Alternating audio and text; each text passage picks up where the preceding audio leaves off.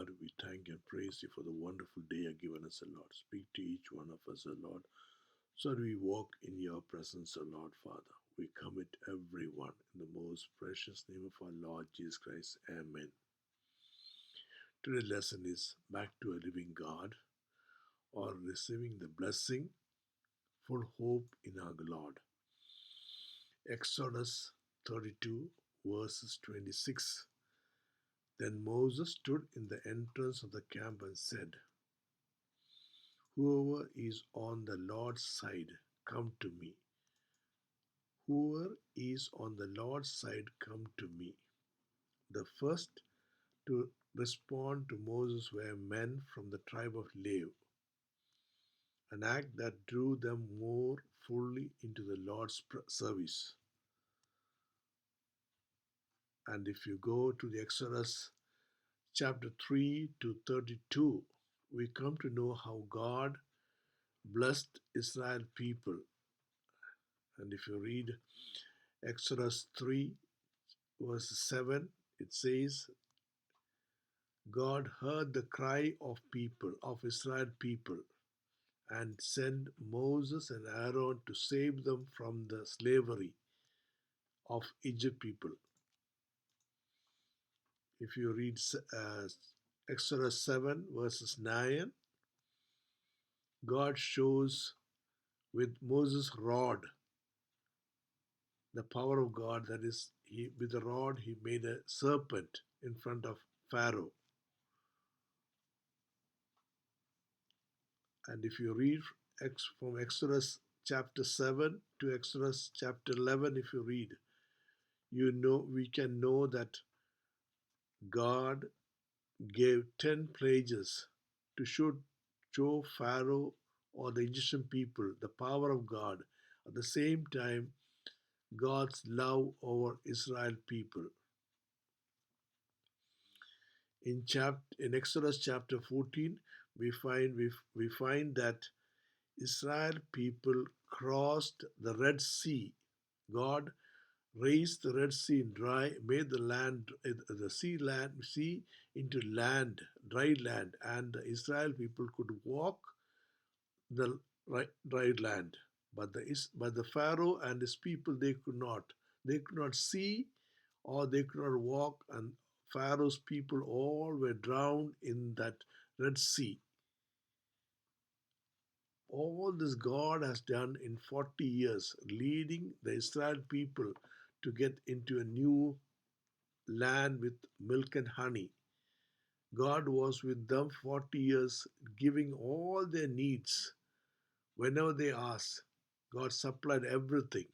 But if you read Exodus chapter 32, we find that they worship gold calf, and they disobeyed God's law. They disobeyed God's word. They worshipped idol.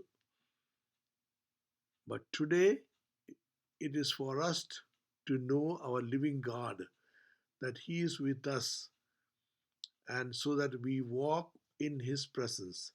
If we read John chapter 14, verses 1 to 6, we know how people, they heard the word of God, but they have forgotten the love of God. If you read John chapter 14,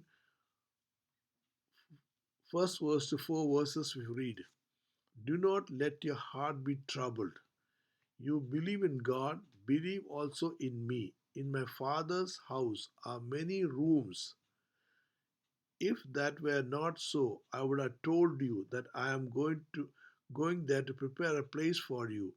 And if I go and prepare a place for you, and if I will come back and take you to be with me, and that you may be where I am.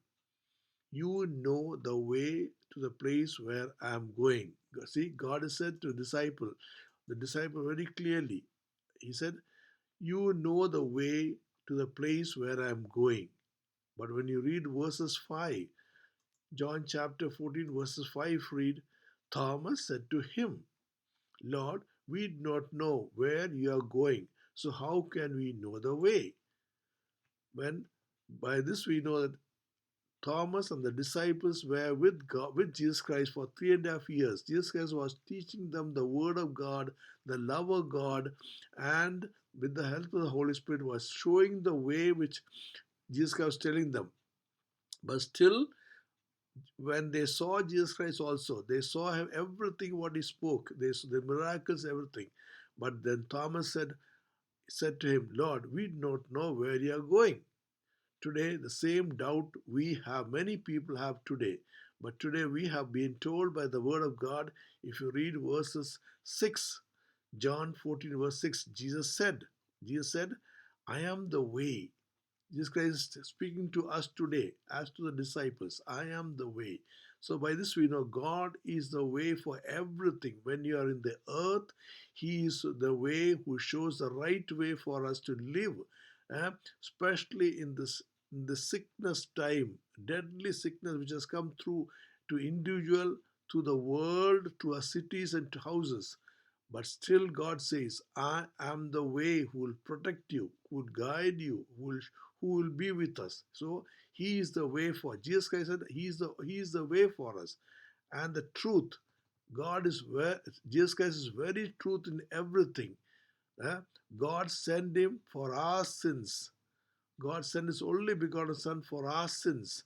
That is truth, to forgive us all our sins. We clearly know that God, Jesus Christ is truth in everything. Whatever He said, He did it. Whatever He has said, He will do it. Because He is truth in everything. Then He said, I am the life. It very clearly says Jesus Christ has everlasting life. And He said, those who believe in God, believe in Him, will have everlasting life that is prepared in a home for us in heaven. But when we are in the earth, He says, I am the life of us each day in this dust, in the hard days which we find throughout the world we find today, the sickness and problems and difficulties we find. He says He is the life for us. He's a life who looking on us. He's a living God who looking on us. So our faith on Him should be full. Then it clearly says, no one can come to the Father except through me. We have to keep Jesus Christ in everything in our life. Except through Jesus Christ, we cannot go anywhere. We can't move anywhere. It is only through Jesus Christ we are living today. So let our faith come to on Jesus Christ only. There's no other way for us. He's a way, the truth, and life for us.